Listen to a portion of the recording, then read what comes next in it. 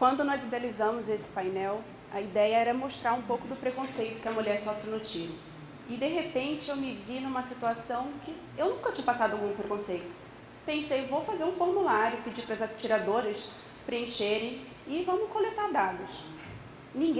Nenhuma delas sofreu preconceito, não no mundo do tiro. E, de repente, eu me peguei pensando, e agora? Né? O que eu vou falar? Eu dei ideia de falar dos preconceitos e não tem preconceito. Então, hoje eu quis trazer para vocês a história de uma menina que cresceu ouvindo que ela podia ser tudo aquilo que ela quisesse.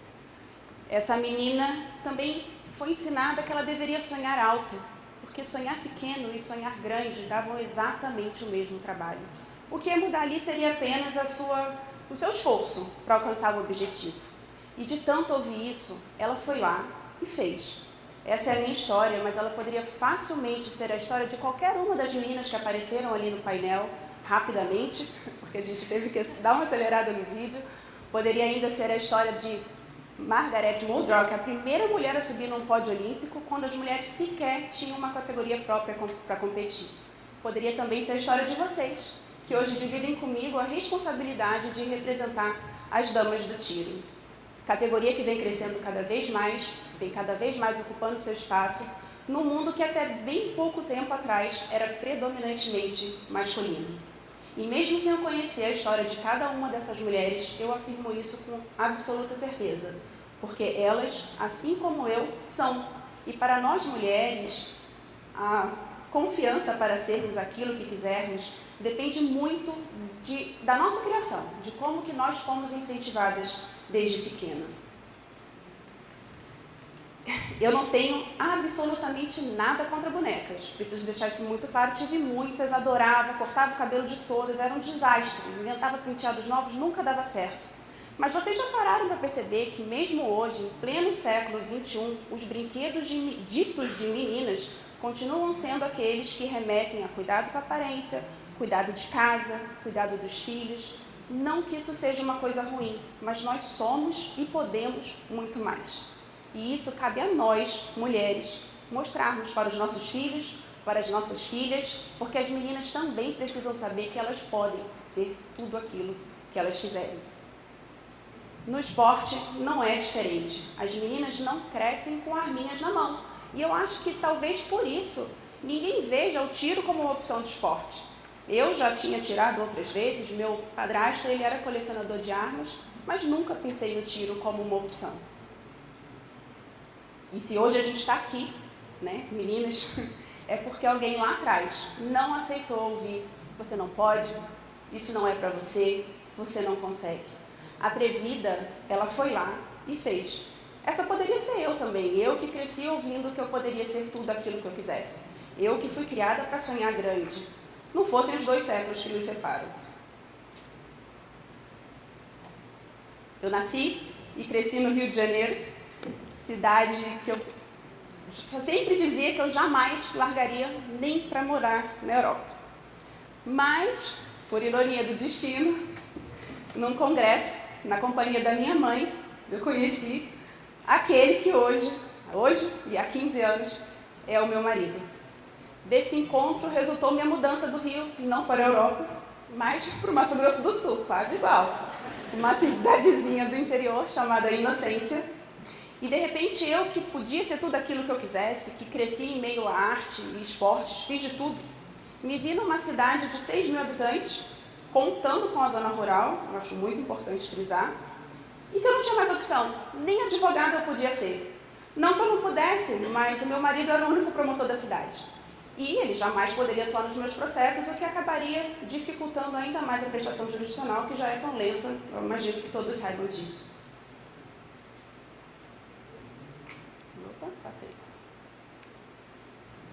De Inocência, nós fomos para Campo Grande. Em Campo Grande, eu iniciei de fato a minha vida profissional como advogada, e atrevida como sempre, e resolvi começar a fazer balé clássico. Já adulta, sem a menor flexibilidade. Se um dia eu tinha feito ginástica olímpica, meu corpo não lembrava, mas eu não sossegaria até subir numa sapatilha de ponta. Isso foi acontecer já em Corumbá, no coração do Pantanal, onde eu fui muito feliz. Lá eu dividi o meu tempo entre a Michelle advogada e os palcos de dança. Continuei o balé clássico e voltei para a dança do ventre, que era uma antiga paixão. Como eu sempre dancei conforme a música, virei pescadora, né? A gente tem que estar sempre se ajustando às novas situações. Na pescaria, foi a primeira atividade que me fez não pensar em nada. Eu sempre fui muito ansiosa, sempre vivi um caos interno, principalmente depois que eu perdi a pessoa que me ensinou que eu podia ser tudo aquilo que eu quisesse, que me fazia dirigir em ladeiras de marcha ré, para calar a boca de qualquer um que se atrevesse a falar que mulheres não são boas no volante. Encontrei na pescaria o meu sossego. Eu prendia uma boia no meu anzol e nos finais de tarde no Rio, não no Rio de Janeiro, no Rio Paraguai no caso, o ir e vir da boinha me levava para outro lugar. E eu amava aquilo.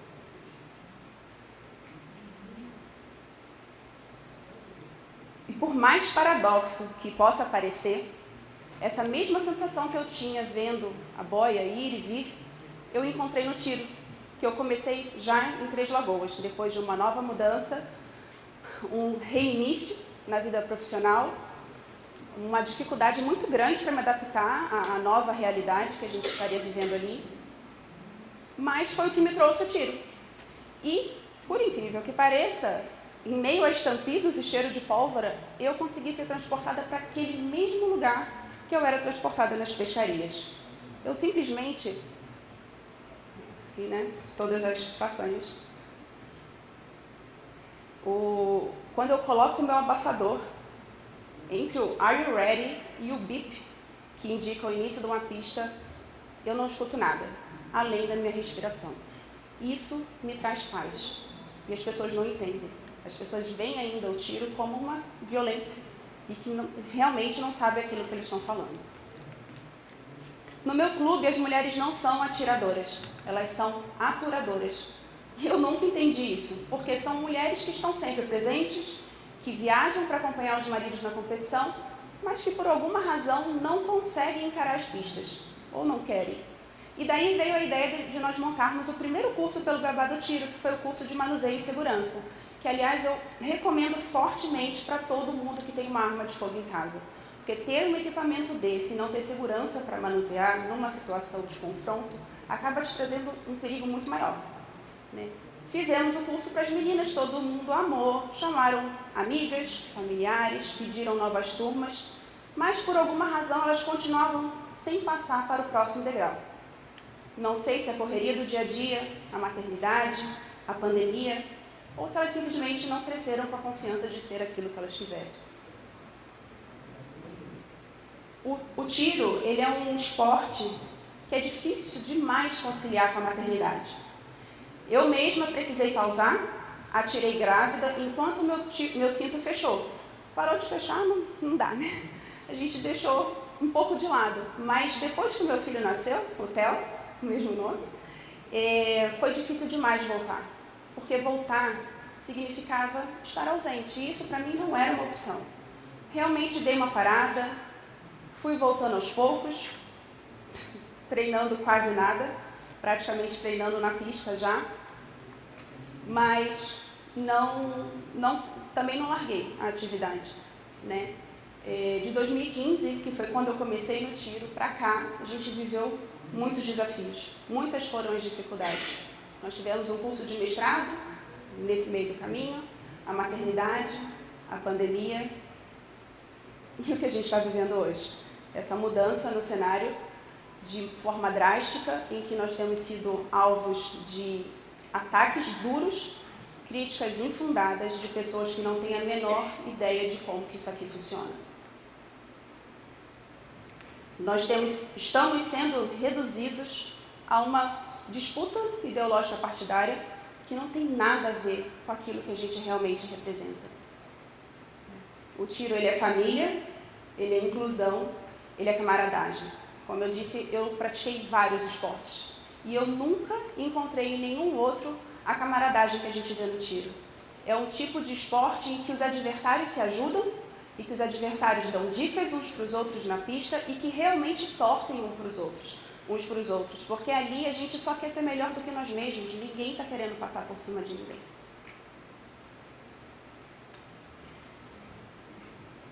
Chegamos nessa fase caótica que nós estamos vivendo, em que o tiro pede socorro.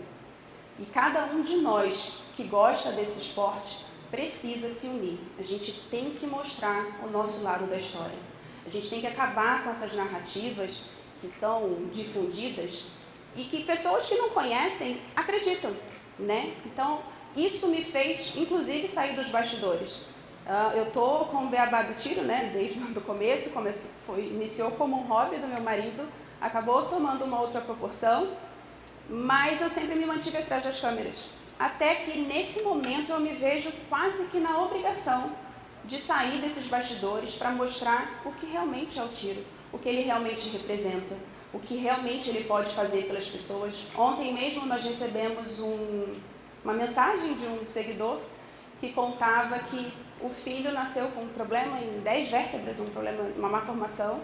Em 10 vértebras, ele tem 6 anos hoje e não pode, de forma alguma, praticar qualquer esporte que tenha contato físico. Aliás, ele não pode brincar com nada que permita algum esbarrão ou alguma coisa do tipo. E ele pedia para nós encontrarmos alguma marca que vendesse uma arma BB gun, né, pequenininha, para que o filho tivesse alguma atividade para praticar. E prontamente, no primeiro instante que nós paramos para conversar, pode falar quem foi? A Moninter, eles se dispuseram a dar a arma para a criança. E como o Luciano tem falado, valeu a nossa viagem, de verdade. Porque, de repente, uma criança que não pode brincar, que não pode se movimentar, agora é capaz de praticar um esporte, né? Sem colocar a vida dele em risco, porque o pai deixou bem claro pra gente. E ele não pediu nada, tá, gente? Ele só queria uma indicação mesmo. Mas ele deixou bem claro, ele fez questão de frisar que hoje, qualquer coisa que aconteça, o filho tenha que parar no centro cirúrgico, ele tem 50% de chance de sobreviver apenas. Né? Então, o tiro permite isso. E a gente precisa contar essa história. A gente precisa fazer com que essa história chegue também fora da nossa bolha. Porque a gente gosta, a gente sabe como funciona, a gente acredita em tudo que acontece. Mas as pessoas que não conhecem, não. Então, a gente precisa começar a falar, seja com membros da família, com vizinhos, amigos. Vamos lá comigo. Sempre que você ouvir alguém criticando, vamos lá no clube, vamos ver como funciona. Vamos ver como é um evento de família, né? Todas as competições, chega no final, tem almoço com fraternização, churrasco, né? E são famílias inteiras ali. O meu filho mesmo, ele adora, ele nem assusta com barulho, acho que até a barriga, né? Ele não se importa. Então, eu gostaria de verdade de agradecer a família da Shot Fair pela resiliência, pela coragem de trazer, mesmo nesse cenário desastroso que a gente está vivendo, de trazer um evento desse, de não desistir. É isso que a gente precisa. Muitas pessoas têm perguntado para a gente, o que a gente faz? E agora? Não desistam. Eles só vão ganhar se a gente desistir. Então, parabéns, de verdade. Vocês foram muito corajosos. E ter a possibilidade de participar disso aqui hoje, para mim, é um motivo de muito orgulho. E eu gostaria de deixar aqui, já registrado também, aproveitar essa oportunidade, para dizer que, por conta de todo esse cenário que a gente está vivendo, nós acabamos criando uma comunidade em que a gente pretende receber CACs, CRPJs, de forma que nós possamos estudar essa legislação, de juntos encontrarmos um caminho para seguir trilhando no tiro, mesmo diante de tantas dificuldades que estão nos sendo impostas.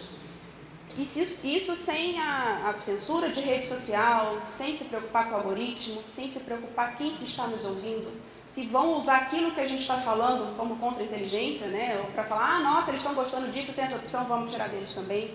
Então, a gente acabou criando, desenvolvendo essa comunidade para que a gente tenha liberdade, de verdade, de falar, de ajudar e de fomentar o nosso esporte. Para as mulheres, eu gostaria de dizer que vocês podem, sim, ser aquilo que vocês quiserem. E eu espero, de verdade também, de ter contribuído para que nós continuemos sendo protagonistas da nossa história. Porque isso, sim, é o empoderamento feminino, não o que eles estão falando lá fora. Obrigada.